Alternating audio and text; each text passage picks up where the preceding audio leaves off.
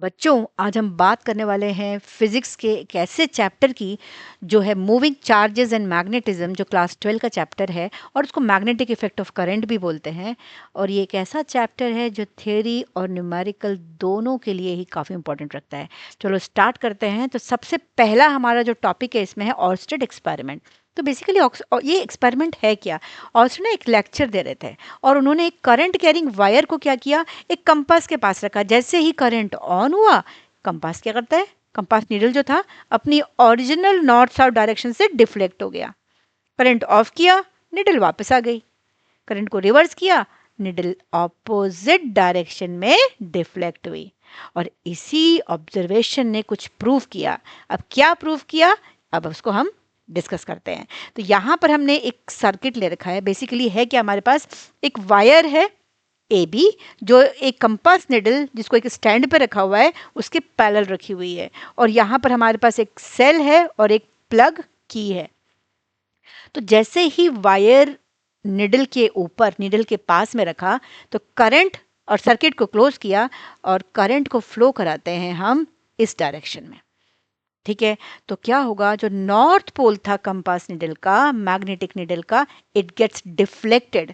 किस तरह से? ये निडल हमारा वेस्ट की तरफ डिफ्लेक्ट हो गया। तो यहाँ पर जो निडल था ये ऐसे वेस्ट की तरफ चला गया और ये वाला पार्ट ईस्ट की तरफ आ गया। अब डायरेक्शन ऑफ करंट को हम रिवर्स कर देते हैं। मतलब पहले हमने ऐसे ले रखा था, अब हम उल्टी डायरेक्शन में ले लेते हैं। Suppose this is the direction of current.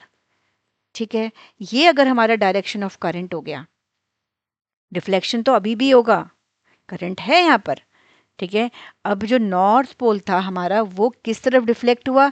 This north pole will be deflected towards east, और ये हमारा इस तरीके से डिफ्लेक्ट हो जाएगा। तो यहाँ पर क्या ऑब्जर्व किया कि जो वायर निडल के पास में ऊपर रखी हुई है ना, यहाँ पर कहीं ना कहीं मैग्नेटिक फील्ड प्रेजेंट है। क्यों? क्योंकि मैग्नेटिक फील्ड प्रेजेंट होने की वजह से ही एक कंपास निडल डिफ्लेक्ट करता है। तो यहाँ से ऑर्स्टेड ने क्या ऑब्जर्व किया कि a current carrying wire, because this part of the wire will carry a current, a current carrying wire or a conductor, it produces magnetic field.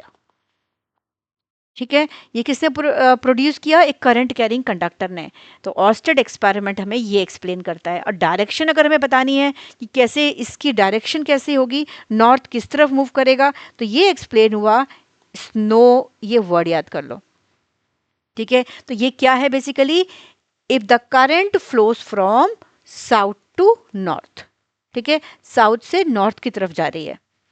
क्या बोल रहे हैं? Current flows from south to north and the wire is this wire, right? This AV wire.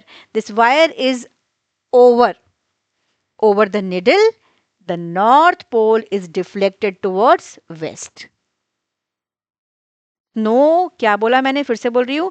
If the current flows from south to north and the wire is held over the needle, the north pole is deflected towards the west. तो ये Orsted experiment था जिसने explain किया a current carrying conductor produces a magnetic field around it. लेकिन यहाँ से अगर हमें एक्सपेरिमेंट तो पता चल गया, ये तो शो कर दिया कि मैग्नेटिक फील्ड प्रेजेंट है, लेकिन उसका मैग्नीट्यूड कैसे निकालेंगे, उसकी वैल्यू कैसे निकालेंगे, उसके लिए अब हम बढ़ते हैं नेक्स्ट लॉ के ऊपर, जो है हमारा Biot-Savart law, one of the most important topic of this chapter. तो ये बायोट-सैवर्ट लॉ की हम बात कर रहे हैं। ओके, तो क्या है ये बायोट-सैवर्ट लॉ? हम एक ना करंट कैरिंग वायर ले लेते हैं, कंडक्टर ले लेते हैं। ठीक है, ऐसे शेप की मैंने ले ली हुई है। ये एक्स हो गया और ये वाई हो गया। ये डायरेक्शन ऑफ करंट मैंने ले लिया। ठीक है, and let I is the current which is flowing through it. अब ये करंट कैरिंग वायर कहीं पर भी अपना मैग्नेटिक फील्ड प्रोड्यूस कर सकता है, मैग्नेटिक फील्ड हम निकाल सकते हैं। ठीक है, तो उसके लिए हमने क्या किया, एक पॉइंट कंसिडर कर लेते हैं। सपोज कोई पॉइंट है यहाँ पर P, ये मैंने क्रॉस किया है। अभी बताऊंगी मैंने क्रॉस क्यों किया है। मैग्नेटिक फील्ड में भाई क्रॉस और डॉट ना अलग अलग मीनिंग होता है। ठीक है, ये मल्टीप्लिकेशन नहीं है, ये क्रॉस का मतलब अभी मैं बताऊंगी क्या होता है, तो इसलिए पूरा भी वीडियो अच्छे से देखो। ये हमने पॉइंट पी लिया।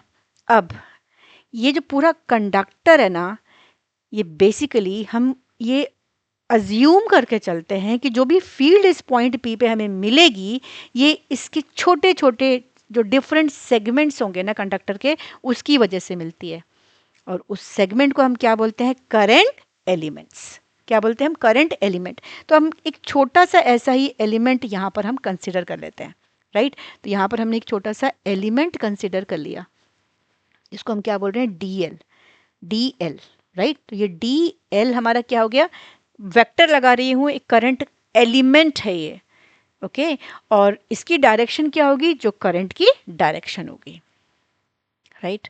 अब हम क्या करेंगे? इस डीएल से इस पॉइंट पी का पोजीशन वेक्टर ले लेते हैं। तो इस पॉइंट को हमने ज्वाइन किया और यहां से हम ले रहे हैं आर वेक्टर, ओके। तो ये हमारा आर वेक्टर क्या दे रहा है?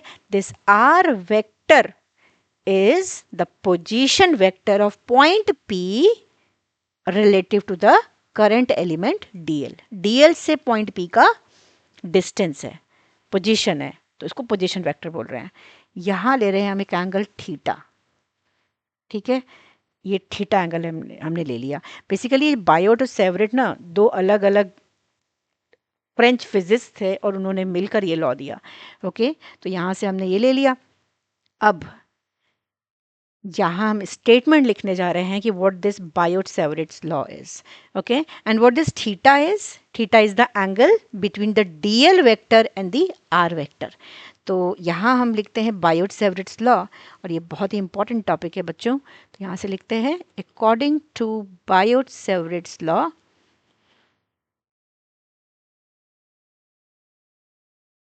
क्या है? क्या निकाल रहे हैं हम? Magnitude of magnetic field. Magnitude of magnetic field कहाँ पर? पी पर।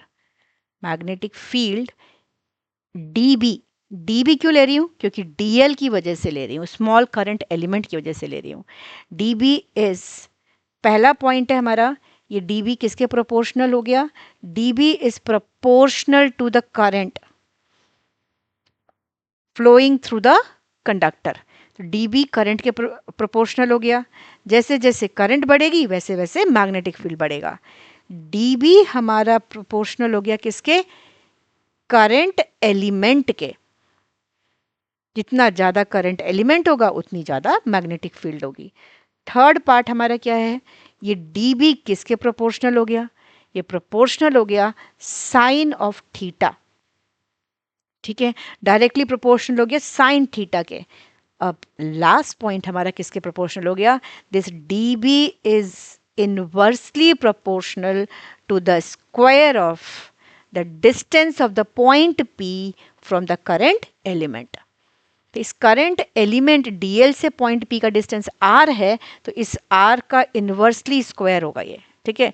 अब इन सारे पॉइंट्स को हम कंबाइन करते हैं। So let us combine all these 4 points, combining these factors.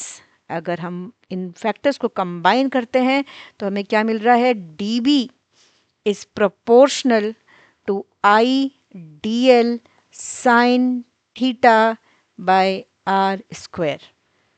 और इस कांस्टेंट ऑफ प्रोपोर्शनल इसको हटाते हैं हमें तो क्या मिलेगा? DB is equals to K I D L sine theta by R square. तो ये प्रोपोर्शनलिटी कांस्टेंट के किस पर डिपेंड करता है? ये मीडियम पर डिपेंड करता है। किस मीडियम पर? ऑब्जर्वेशन पॉइंट पी और द करंट एलिमेंट डीएल। क्या सिस्टम ऑफ यूनिट को हम चूज कर रहे हैं उस पर डिपेंड करता है। तो जब हम बात करते हैं फ्री स्पेस की, ठीक है, तो इन फ्री स्पेस और एसआई यूनिट के बारे में बात हो रही है। फ्री स्पेस में एसआई यूनिट हम लेकर चलेंगे तो इस के की वैल्यू होती है म्यू नॉट बाय 4 पाई, और इसकी न्यूमेरिकल वैल्यू होती है 10⁻⁷, ठीक है। और इस म्यू नॉट को हम क्या बोलते हैं? इसको भी अभी लिखने वाले हैं। इसको बोलते हैं परमिएबिलिटी ऑफ फ्री स्पेस। तो म्यू नॉट को हम बोलते हैं परमिएबिलिटी ऑफ फ्री स्पेस। बच्चों जैसे परमिटिविटी पढ़ा था ना इलेक्ट्रिक फील्ड में, वैसे ही यहाँ पर भी परमेबिलिटी आता है। ठीक है, तो अब यहाँ पर इसकी यूनिट के बारे में बात हो जाए कि इसकी यूनिट क्या होती है। तो बच्चों सबसे पहले तो मैग्नेटिक फील्ड की यूनिट मालूम है क्या होती है। हम मैग्नेटिक फील्ड को यूनिट को ऐसा यूनिट होती है इसकी टेस्ला। ठीक है, टेस्ला इसकी ऐसा यूनिट होती है। तो इसी यूनिट को हम यहाँ पर मेजर करके इसकी यूनिट निकालने वाले हैं। तो कैसी इसकी यूनिट निकलेगी हमारी चलो निकालते हैं। यहाँ से हम निकालेंगे तो हमारा यूनिट क्या आएगा, ये देखो। ये बच्चों यहाँ से हम देखते हैं हमें के की यूनिट चाहिए, तो हम के को ऐसे लिख सकते हैं। के हमारा क्या होगा, D B into R square divided by I into D L. तो डी बी क्या हो गया हमारे पास, टेस्ला। ये क्या हो गया, metre square divided by current की एम्पियर, लेंथ की हो गई मीटर। इसको सॉल्व करके कितनी आई हमारे पास, यस, टेस्ला मीटर पर एम्पियर। ओके, तो यहाँ इसको लिख लेते हैं। इसकी यूनिट आई हमारे पास टेस्ला मीटर पर एम्पियर। ओके, चलो इसमें म्यू नॉट की वैल्यू हमने लिखा कितना पर, इसको क्या बोला हमने, permeability of free space. Okay, तो यहाँ से म्यू नॉट की वैल्यू अगर लिखते हैं तो कितना होगा, 4 पाई इंटू 10⁻⁷। अब इसको लिख लेते हैं, के की वैल्यू को सब्सिट्यूट कर देते हैं और अपना फाइनल फार्मूला लिख लेते हैं बायोट सेवरेट का एसआई यूनिट में, और ये होता है D B is mu naught by 4 pi I D L sine theta by R square. ये हमारा हो गया magnetic field Biot Savart law से, और डी भी लिया है क्योंकि डीएल की बात हो रही है। बच्चों इसी को ना वेक्टर फॉर्म में लिखने जा रहे हैं, क्योंकि मैग्नेटिक फील्ड तो वेक्टर क्वांटिटी होती है ना, तो उसको मैग्नेटिक फील्ड को हम वेक्टर फॉर्म में लिख लेते हैं। तो वेक्टर फॉर्म में क्या होगा, हमने डी बी पे वेक्टर पे इस पे वेक्टर पुट किया, म्यू नॉट बाय 4 पाई लिखा। अब आ जाते हैं ये साइन थीटा, हमने पढ़ा है ए क्रॉस बी। बच्चों ए क्रॉस बी क्या होता है, वेक्टर ए क्रॉस बी क्या होता है, ए बी साइन थीटा और एन कैप, है ना। तो इसको हम I D L sine theta, I D L sine theta, theta किसके बीच का एंगल है, फिगर में देखेंगे तो theta is the angle between D L and R. तो यहाँ हम लिख सकते हैं I, this can be written as I D L, D L पे वेक्टर रखेंगे हम, आई पे नहीं रखेंगे, क्रॉस आर डिवाइडेड बाय, क्योंकि ऊपर आर आ गया हमारे पास तो हमारे पास आएगा नीचे R cube, and this is the vector notation of किसका, बायोट सेवरेट्स लॉ। ठीक है, तो यहाँ से डीबी की इक्वेशन फॉर्मूला आया हमारे पास, vector DB is mu naught by 4 pi I into D L vector cross R vector divided by R cube.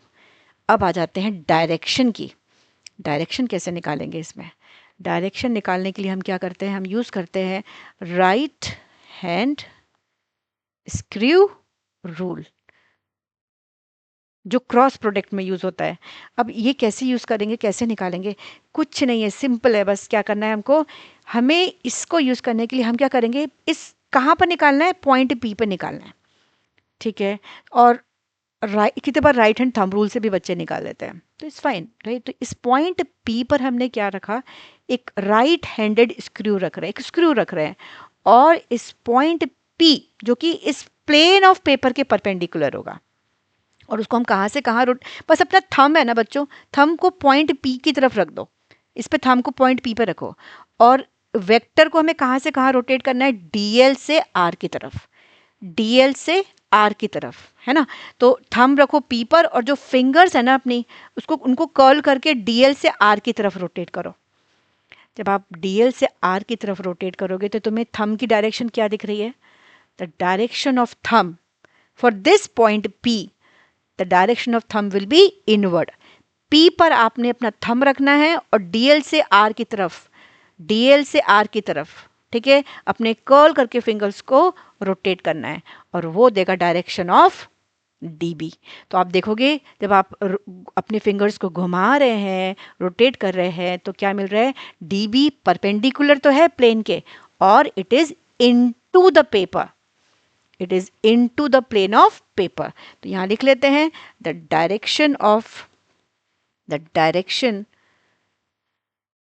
Of dB, magnetic field की डायरेक्शन निकाल रहे हैं हम, at P is perpendicular is perpendicular to the plane, perpendicular to the plane of paper and is directed into, और inward भी बोल सकते हो आप, and is directed into the plane of paper. I hope this is clear. ठीक है, तो यहाँ से ये ध्यान रखना है। और ये तो मैग्नेटिक फील्ड है ना, तो जैसे ही अगर हमने यहाँ पर इस पॉइंट पी को हम यहाँ पर डायरेक्शन करंट की सेम रखते हैं और इस साइड निकालते हैं ना बच्चों, तो ये डॉट हो जाएगा। ठीक है, यहाँ पर डॉट से डिनोट करेंगे। तो क्रॉस का मतलब होता है इनटू, इनवर्ड, डॉट का मतलब होता है आउटवर्ड। ओके, और ये कैसे निकलेगा, क्योंकि यहाँ पर जब हम निकालेंगे तो हमारा पॉइंट भी चेंज हो जाएगा ना। ये पॉइंट पी अब इधर हम ले लेते हैं सपोज, तो ये पॉइंट पी हो गया। अगर हम डीएल से आर की तरफ रोटेट कर रहे हैं तो आपका थंब जो होगा, फिंगर को घुमा रहे हैं हम डीएल से आर की तरफ, और थंब किधर हो जाएगा, आउटवर्ड डायरेक्शन में। I hope this is clear. तो ये हमारा होता है Biot Savart's law. This is one of the most important topic of this chapter.